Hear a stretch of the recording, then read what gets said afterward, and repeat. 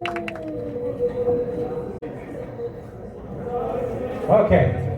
Well, thank you so much for being here. Welcome to Make a Buzz Ottawa 2025 LiveWorkPlay's 30th anniversary.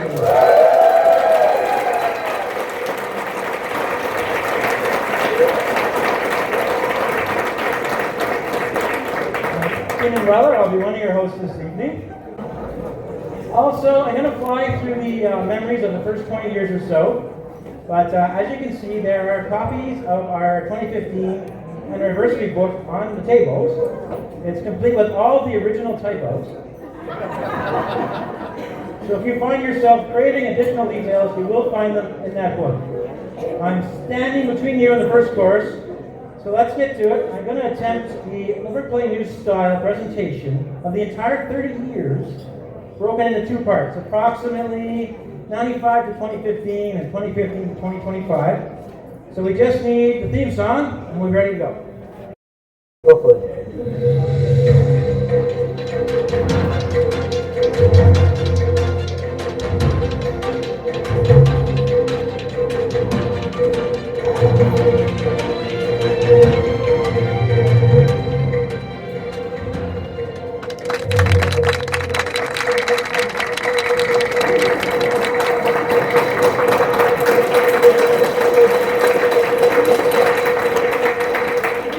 Absolutely nailed the polite applause. Perfect. So, starting with headquarters. We've only had 6 long-term headquarters over 30 years, which means we moved around a little bit, but that's not too bad. And sometimes it wasn't really a choice. We started out with a series of 3 different co-sharing spaces.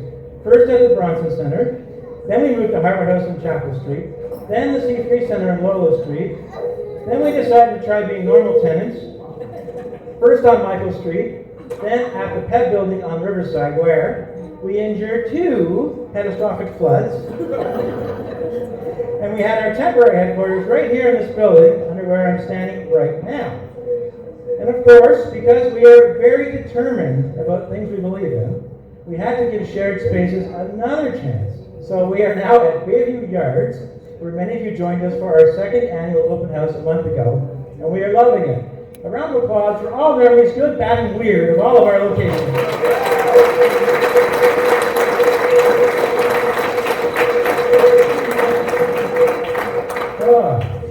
Over the years, we've made up all kinds of stories and explanations about our names and logos. I can tell you, in ending up with the name LiveWorkPlay, the popular narrative is in fact the truth. In 1999, along with the board of directors, we were trying to figure out a new name because we had evolved out of being a network and we were starting to provide direct support to people and families.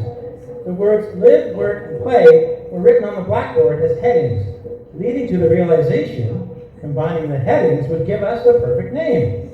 It's a true story. As for the bumblebee, insiders know the truth. Now you're all going to know the truth. We had a social enterprise nicknamed the Busy Tissy. More about that later. It made people think of buzzing bees. The team operating the store suggested branded shirts and hats, which made a lot of sense.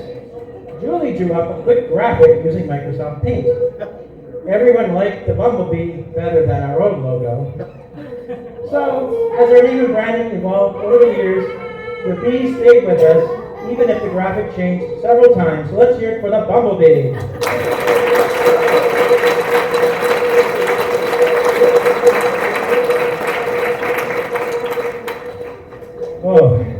Trying to explain our old group programs, I would take the rest of the evening, but in the early days, we served youth in the high school years, in the summer and on Saturdays, as well as adults, which we continue to serve. When the adult cohort got bigger, we had to divide them into the original generation and the next generation. We ended up with a program called SMILE, Skills and More for Independent Living and Employment. That was our core program prior to the transition to individualized supports between 2005 and 2010. We believe in individualized supports. It doesn't mean we don't have great memories, didn't have great times with SMILE and every other program. So let's hear it for those great memories in the early years.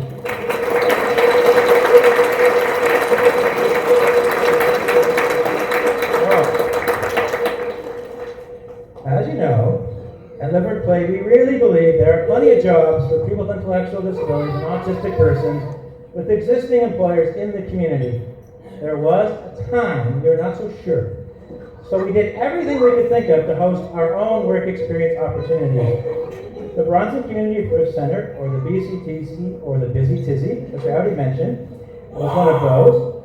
There's nothing quite like trying to sort through stuff people don't want anymore, so you can try and sell to someone else. I have nothing but admiration for a functional thrift store. It's a very hard job. We were also very early entrants into the computer recycling business.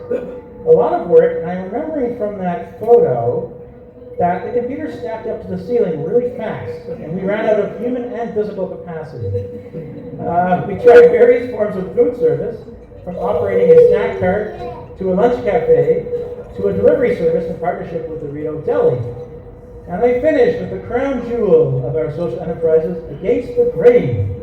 We dabbled with some interesting Canadiana wood products that would probably be selling like hotcakes in 2025. No one cared then.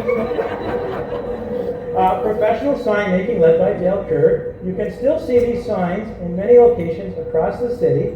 Oh, and I almost forgot, we sold giant wooden reindeer and sleigh sets. A round of applause for our creative adventures.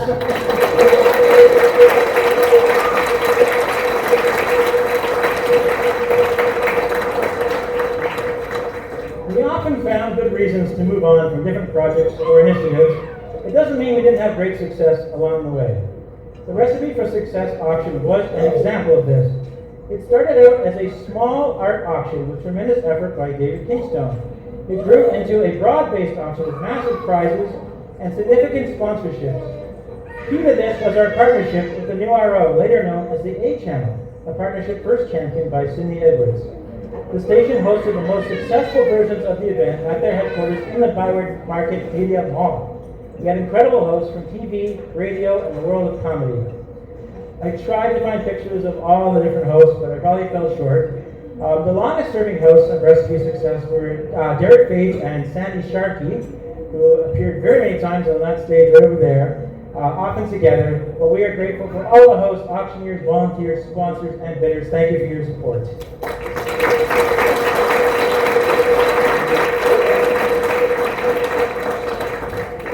Another story of try again. For whatever reasons, we were very, very determined we must have a LiveWorkPlay charity golf tournament.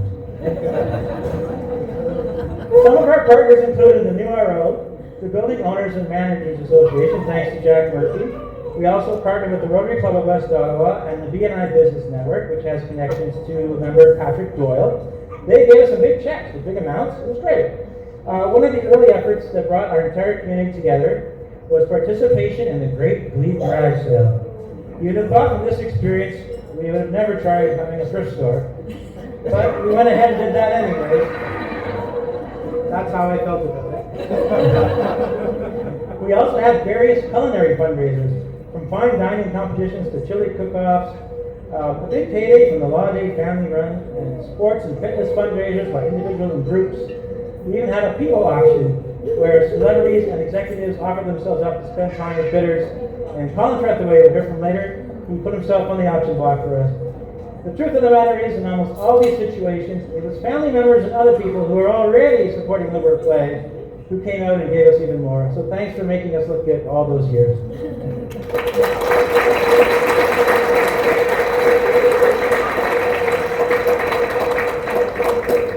A lot of what I talked about so far are programs, projects, and initiatives that have come and gone.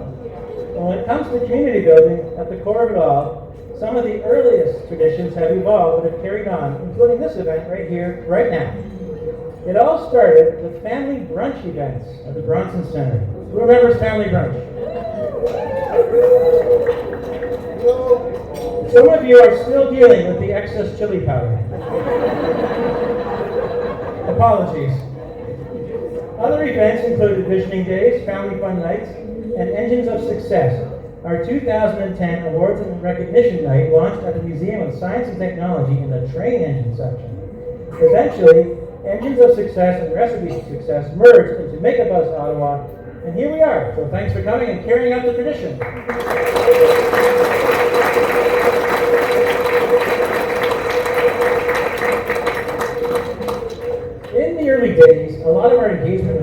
policy was focused on trying to understand and communicate our own beliefs about inclusion and inclusive communities.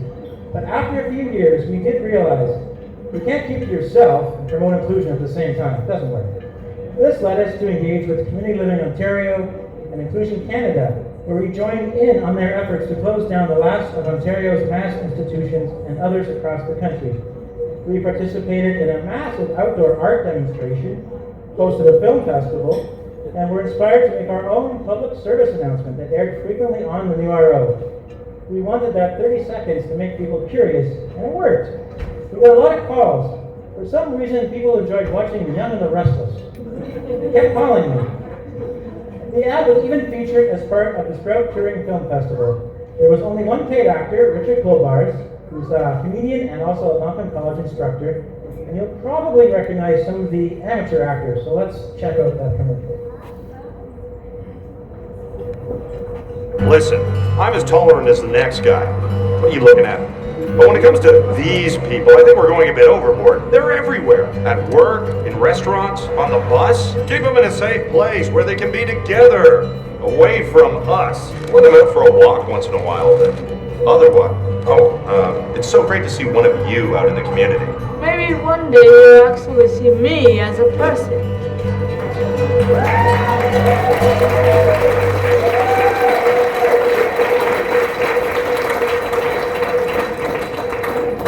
Happen when I got the phone calls, they would say, why doesn't the guy like people who smile? Which led to really good conversation, so it did its job, it got people curious.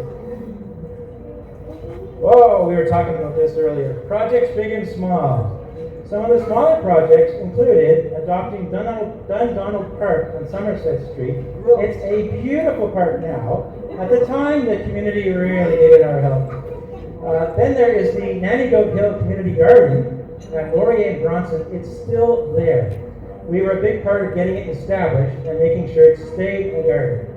Of the bigger variety, we hosted 2 consecutive housing demonstration projects in the summers of 2004 and 2005 at the Carleton University student residences.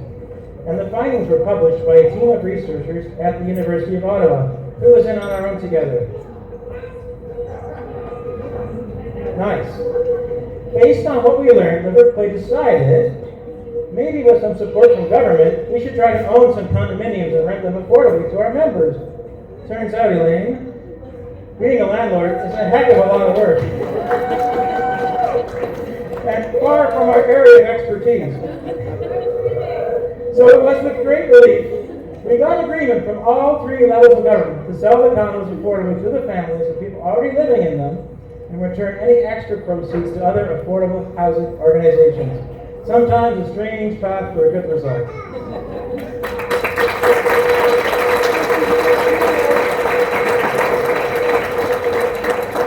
Ah, yes.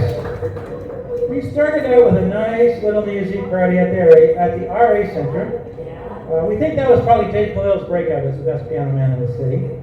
Then we moved to the penthouse, what is now the Delta on Lion Street. Then we grew and took over both penthouses.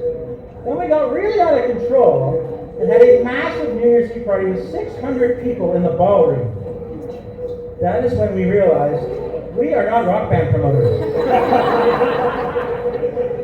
So we cooled our jets, and for a time we had our party, and it used to be the small banquet hall right next door here.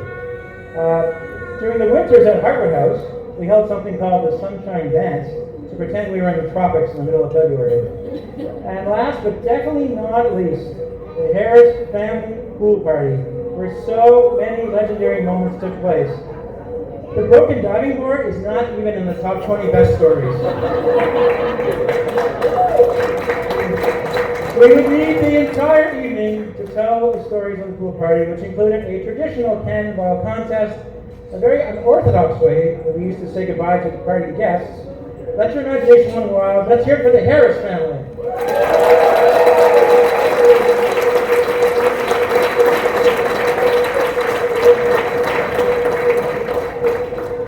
In the early days, our volunteer team was a small and very close group of people. And under the category of some things never change, they often got recruited to be board members too. In 2009, LiveWorkPlay was transitioning out of group programs and into individualized support in the community. To support social connection, we realized we need a lot of help. So we made a decision that was considered pretty radical for a developmental services agency back then. We hired a full-time volunteer coordinator. We're celebrating individuals a bit later, so it's not about the person, but no secret, it was Fran Child, who was herself recruited from the volunteer ranks. But once we really decided it was critically important to have more volunteers, we doubled, tripled, and quadrupled the volunteer team with one-on-one matches, Friday night support, and it changed so many lives, in fact, hundreds of lives. Hooray for volunteers!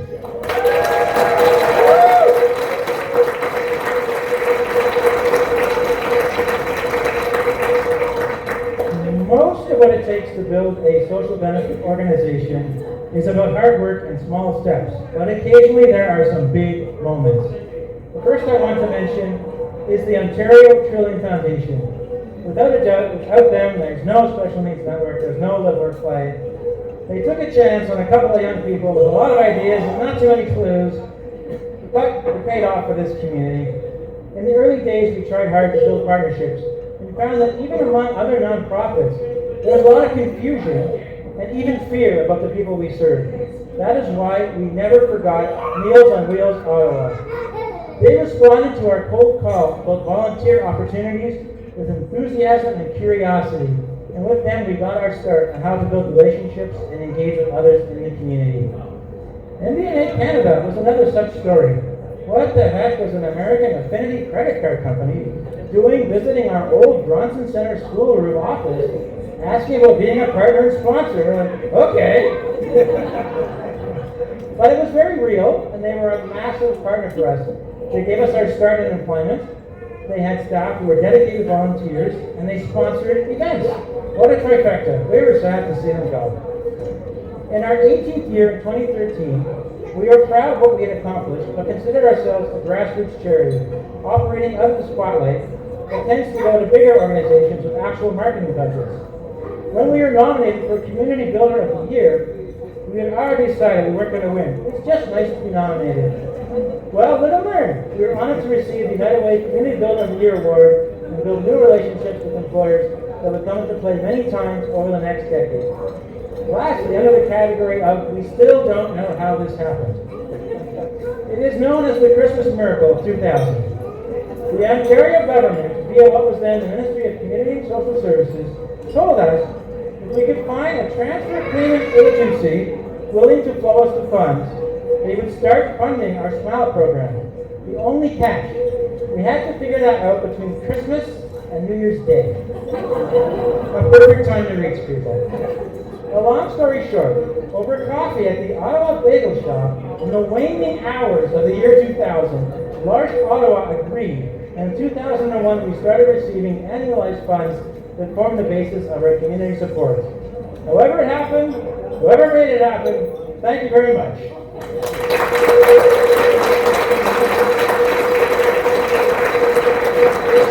This is it. Last but not least, to round out the top stories from 95 to 2015, we have to talk about travel support. We've been trying to get an accurate count of all the trips. Let me just say, it ended up somewhere around 40 trips. We started out organizing our own adventures, like Ontario Provincial Park Camping, Montreal, Toronto, New York, Miami Beach, Santa Monica. Reluctant learners as always, we eventually realized it would be better to join up with travel groups like Ottawa Valley Tours. And we also discovered the wonders of Club Med. This led us to places like Quebec City, PEI, Boston, Chicago, Nashville, Club Med Sandpiper, Florida, White Mountains, New Hampshire, Buffalo Bills games, Club Med Punta Cana, and many trips to Club Med Turquoise and Turks and Caicos. I'll boil down all of those memories to just one, the circus team at Club Med Punta Cana. These are highly qualified athletes at the caliber of Olympic competitors and professionals from Cirque du Soleil. Well, the circus team was having a pretty quiet season, with a lot of guests who were not interested in the art of the trapeze. Then, along came LiveWorkPlay and they had all they could handle. In a good way, they were kept busy every single day.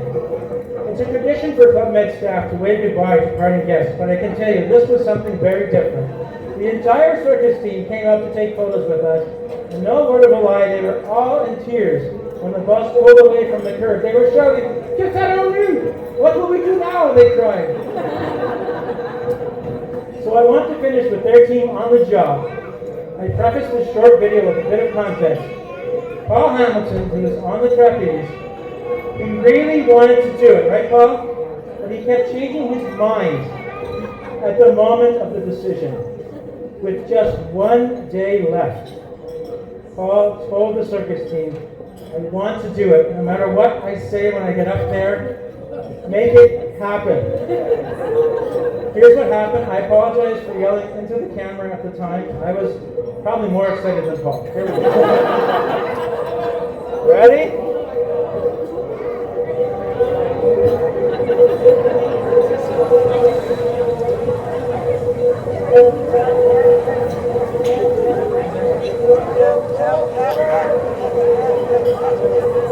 Go, Paul! Go, Paul! He's ready. He's ready. Yes, yes, yes. Woo-hoo!